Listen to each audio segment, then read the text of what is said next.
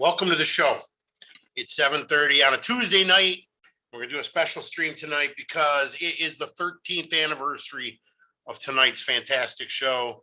It's Clarence Clemens' final show. It's not a rare show. Most people have the Nugs release of this show, and everybody claims to have been there. And it was the only full album, Greetings from Asbury Park, New Jersey, they ever played. And it's a good video. It's a screenshot from New York City Bitch Committee, and my yours truly did the dub on it so that it would sound really good. Gary, I see you in the chat there. How you doing? I'll talk to you in just a few. I'm gonna get some business done first. Great show tonight. It was Clarence's last, of course. Nobody knew back then it was going to be his last. Turned out to be his last full show. I think the Carousel video they did was shot after that, but that's not a full show. That doesn't count. That didn't have a real audience. That's what we're showing tonight. It's the 13th anniversary. It was 13 years ago today, and that's why I pulled it out. It's a favorite. It was on my channel full time, but since my channel's gone, I was like, let's show it for the anniversary. And I promised I wanted to do a whole video where I was going to read these threads of people on the Backstreet site who are just furious about, they cried and cried for a couple of months. Why doesn't Bruce say anything about the horror? Why doesn't he tell us it was all a mistake and he's going to fix it and kiss her boo-boo and make it better? And he did the Rolling Stone interview, and they didn't like what he had to say at all. And there's a bunch of threads. And I was gonna do a whole show where I read these posts and, I don't know, picked them apart, yelled at them, made fun of them. I started looking at it, trying to find posts to comment on, and it just made me depressed. I don't even want to do it. I don't want to look. I don't want to point out individuals, except there's one. I was pointing out on Twitter, this guy, Roy in DC. I hope you find my channel, man. Dude, chill out. All right. You are just nuts over Springsteen's betrayal of you. All right. He didn't betray you. He doesn't even know you. All right. So I was going to do a bunch of that. And I was just like, why? They're there. They're on their little fan board. They love to find comfort in each other's anger, and I'm going to let them be. But we are going to talk a little bit about some of the thread titles. We're going to leave the individuals out, and I didn't do a whole long pre-tape show. But we're going to talk a little bit because some of these. The first, my open letter to Bruce Springsteen. I was going to read that whole thing to you. And, by the end, as I was like reading the whole thing through, I was like, you know what? No, leave these people alone. Not going to pick on them directly. My open letter to Bruce Springsteen, should have been a closed letter. I don't think everyone. And then it's like so many pages of people going, oh, I know he ruined your life by charging market value for tickets. I know he ruined your life. He destroyed everything that you believe in. Rolling Stone article. That's the picture behind me is from the Rolling Stone article. Rolling Stone article. Bruce speaks on ticket prices. Last time I looked, which was today, it's up to 19 pages. And there's a few voices of reason in there. Not most of them. Most of them are, how tone deaf? Oh, there's a whole thread called tone deaf. How tone deaf are you to not know that we're too poor? Your fans are too poor. You're only letting rich people in, and they don't know your music. You're going to play to nobody who knows your music. That's what they think. They think that they're the only fans in the world, and that the people who are at the shows come February and March are going to not know any of the songs. They're not going to be fans. And then they all admit, well, I'll be there. I have a ticket. I bought a ticket, but most people that I know can't go. Can you say tone deaf? That was the name of one of the threads. Can you say tone deaf? By the Mighty Max. Oh, I said I wouldn't pick on individuals. Can you say tone deaf? I mean, he might sound tone deaf to you, but he made perfect sense to me. In fact, I said the same thing long before he said it. You know, the same thing. That's what concerts cost. He doesn't owe you a cheap ticket in 2022 because you saw the Born to Run tour. Sorry, people. Oh, let's see. Ticket fiasco. 31 sellouts at outrageous prices. He can command any price he wants, and he sells out. That's not a fiasco. People think that fiasco because they didn't get a ticket, or the only ticket they can get is ridiculously expensive, and they missed out on the $200 ticket. They all like to pretend that he's lying, that most people got $200 tickets, but most people got $200 tickets. And they went like that, like they always do before dynamic pricing, before the price rock. They went like that. They're gone. You got to get them on the secondary market or the dynamically priced ones that he saved for you. Wasn't that cool of them to save you some tickets? Cost a little extra. If you're a real big fan, you want that chance to get that ticket when they sell out like that. Sometimes you got to dig a little deeper. And it's like, oh my God, the crying on that site. Oh my God. So, like I said, I'm not going to read the individual letters, but just the ticket fiasco. They're saying that now about Taylor Swift. She sold 2.5 million tickets in one day. That's not a fiasco. That's not what fiasco means. That's unprecedented success. That's what that is. Unprecedented success is not a fiasco. And then there's a thread called Taylor Swift and Bruce's responses, because they have two different issues going on, you know, because she didn't use dynamic pricing. What happened to her is they sold all the tickets on pre-sale, and way more people tried to buy tickets than were available. So the most people who logged on didn't get tickets, and they're angry that they didn't get tickets. But the prices didn't skyrocket it. They were, you know, regular $300, $400 tickets. So they're mad because they didn't get any. Like they're always mad. And she doesn't know. She's making music. She doesn't know. She hears the stories online. She believes them like everybody else. And she says that I don't remember the word she used. She's devastated or something, that her fans, she sold 2.5 million tickets, in one day, 2.5 million happy fans. And, you know, to kowtow to a few crying people. I mean, there's not enough tickets for everybody. She's more popular than 2 nights in a stadium in your local town. So, you know, you might have to buy on the secondary market. They go like that. It's always been that way since computerized ticketing, and they stopped having lines around the corner where you'd wait in that line. You ever wait in a line at a record store all night long for 14 hours? And by the time you get up to the computer, they tell you they're sold out? Because I have.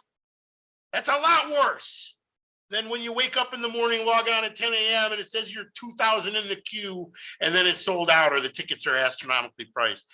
It's a lot worse to stay out all night in front of the record store and be told we're sold out at 10:20 a.m. when you're like still 10 people deep from being next. These people today, they're so entitled. It's unbelievable. Here's one of my favorites. This was a thread on the Backstreet site. Should we bring protest signs to the show? Dude, if you bought a ticket, you shouldn't be writing a protest sign. You bought the ticket. You approved of the price when you bought it. You might not have liked it, you spent it, but you approved of the price when you bought it. You didn't want to miss out at any price, so you bought it. So you don't write any signs, all right? And if you didn't buy a ticket, you want to protest outside, the fuck's the matter with you? Yeah, all right, whoever wrote that, like again, that was one of the ones I was like, I'm not going to read their name. I'm not going to read their letter, but I am going to read the thread title. And whoever wrote that, Shut the fuck up. Should we bring? There were a lot of posts in that thread. It's not a very long thread, and there were a lot of posts in that thread that said, "Yeah, don't do that." And I agree. Don't do that. Gary, I hope you're still there. It's good to see you. I'm glad you stopped by. That's my rant. I'm not going to do an hour on Backstreet's crazy people who are just so angry. Like Bruce smited them right personally. I had one guy, man, acted like Bruce. I've been a fan for 50 years. He owes me. What does he owe you? You bought music. You listened to it. It brought you joy. You paid for it. He gave you the music. It made your life better. He owes you 50 years later to play for free in your backyard. Is that what he owes you? Does he owe you a private concert? What does he owe you? What does he owe you for making your life better where you didn't give shit back to him except a few pennies? And you got the vinyl. You got the CD for your few pennies. That transaction's over. You got what you paid for. Every step of the way, he owes you nothing. These people. So the Taylor Swift, unprecedented success. They're calling that a fiasco. We got some time. There's one thing I want to talk about. On this show, even back when I had viewers, I have talked a lot of shit about the fan club known as Spring Nuts. And I have more than one reason. I had a problem with Spring Nuts, the trademarked fan club. But the primary problem I had with him is that he just takes your content, Howie, the owner, Howie Chaz, that he would take content, video content, and blast it out on Twitter, blast it out on Facebook as his own, like with no credit whatsoever to whoever provided it, whoever created it. He created a little bit. He shot something. I want to say I don't remember what, but Bruce showed up and guested with somebody and he shot that and he put his watermark on it. Made sure he got credit for that, but he had no problem like using anybody's video. And I had a bit of problem with that. And I said a lot of things about it. And I have no idea if you ever heard it or not, but I can tell you this. In recent weeks, since Stand Up for Heroes, Spring Nuts has been crediting people who shot the video that he shared. He credited the people who shot the video for Stand Up for Heroes and maybe even a couple others. I saw he credited DVD dubbing guy just for a clip. And I don't know if what I've been saying got to him or if somebody else got to him or if he just woke up. But I do want to say, because, you know, if I say something negative, I'm the first one to, you know, congratulate someone for coming around. And, you know, and I just want to say thank you and mazel tov to Howie Chaz of Spring Nuts for finally crediting people who provided you with video. I doubt what he want. Maybe he's a closet secret viewer of the Phisherman's Secret Garden pre-show. Somehow he all of a sudden started crediting people with who created the video. And you know, I used his video on that one I'm talking about. I don't remember Steve Earle. I think he might have shot some of that, Steve Earle. And I used his video and I put his name in the credits. I don't even know if he shot it, but it had his watermark. Somebody shot it and gave it to him, or he shot it himself. I think he shot it himself. And I used it and I put Spring Nuts in the credits because you credit people who created the content. And so maybe you're out there, Howie. I appreciate you coming around. And maybe we'll be friends after all. Maybe you are a closet fan. You might hate me, but nobody out there can deny I got great content. I might have some secret closet viewers who don't announce themselves in the chat. But Howie Chaz of Spring Nuts, mazel tov. Really, I appreciate from the bottom of my soul you giving credit, even though I haven't seen credit for any of my videos yet. I just have a feeling that eventually That'll come. I thought I had a whole list of stuff to talk about. I was like Taylor Swift, all those threads on Backstreets, Spring Nuts crediting filmers. I'm really, really happy about that. And now I'm out of stuff to talk about. Is it just me and you, Gary? Anybody else out there in the chat? I don't think there is. I think it's just us. Well, it's a Tuesday night, and I certainly didn't promo this in advance. And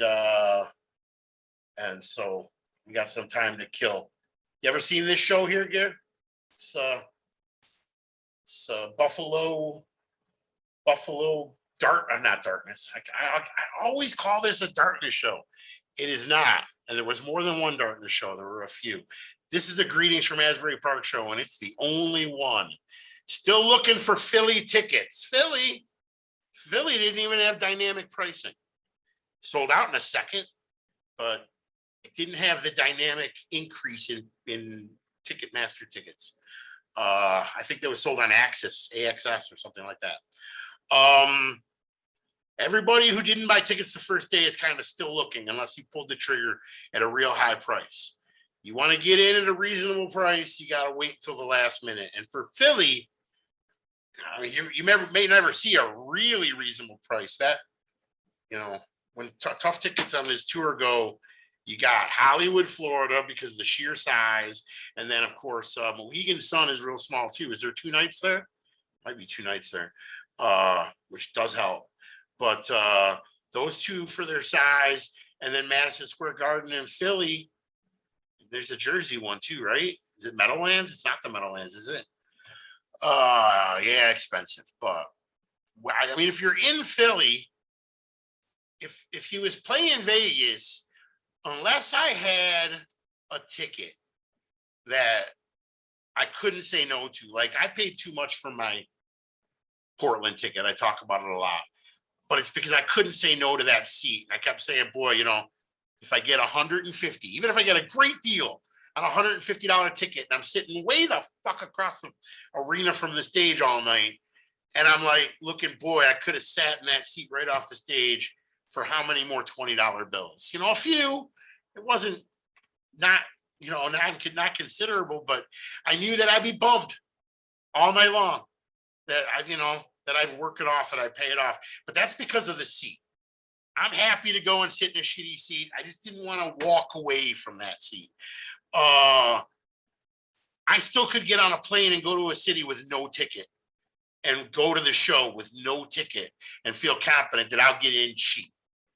I mean, cheap for this. I'd have 100 in my pocket, even in Philly. If I go to Philly with $100 bill in my pocket, I would expect to get in. Really, Madison Square Garden. I don't know about getting into Madison Square Garden on a hundo. I don't know about. I bet Hollywood, Florida, you could get in for 100. I could, because I believe in my heart and know from experience that no matter how hard the ticket, there's always people who are uncomfortable about the whole idea of having to sell a ticket at the venue. And I can find those people because I'm sociable, because I'm loud, because I let people know because the person who has a ticket in his pocket and he wants to get something for it, but he's not going to hold it up. He's not going to shout, "Who needs one?" He's like already resigning himself to eating the whole thing and walking in with it. But I'm out there and I am vocal. Who's got an extra? Who's got an extra? And they're still nervous, but they're like, "I've got one." And they're in their mind, they're thinking maybe they'll get their face value back. Then I got a lowball them. That's tough, but they realized that a second ago I was eating the whole thing, and now he's offering me a $50 bill, even on a $300 or $500 ticket. Yeah, some people will look at the loss and go, "What's $50 on a $500 ticket?" and eat it. But another person looks at the 500 is already gone. $50 is $50. I'm getting nothing. I'm getting $50.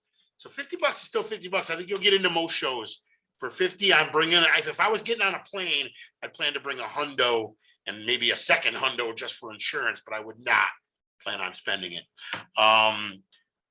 Madison Square Garden, Philly. I'm not getting on a plane and going to Madison Square Garden in Philly. I'm going to Tulsa, as I mentioned on Saturday. Tulsa, where tickets are cheap. I will try to wait. It's tough though. Well, that's the key. Let me give you something that makes it not tough. If you see a seat you can't walk away from and you can think and you can justify the expense, buy it. It's a seat you couldn't walk away from. But don't spend too much money on shit just because you're worried you won't get in the door. You will get in the door.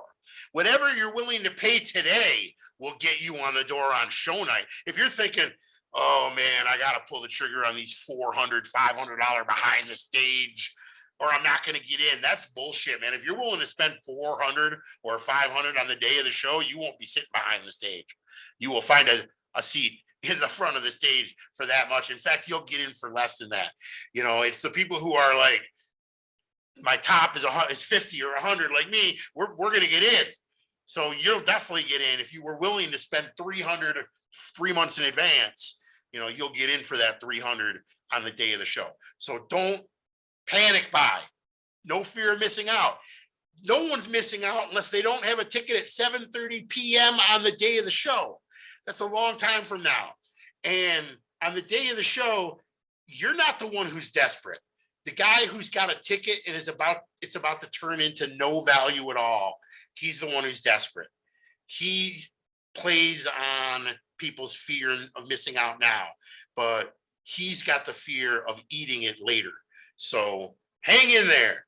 The only reason I bought that ticket for that much money that far in advance is because, like I always say, if you see a seat, don't ever buy unless you love your seat, love the price, or hopefully love both.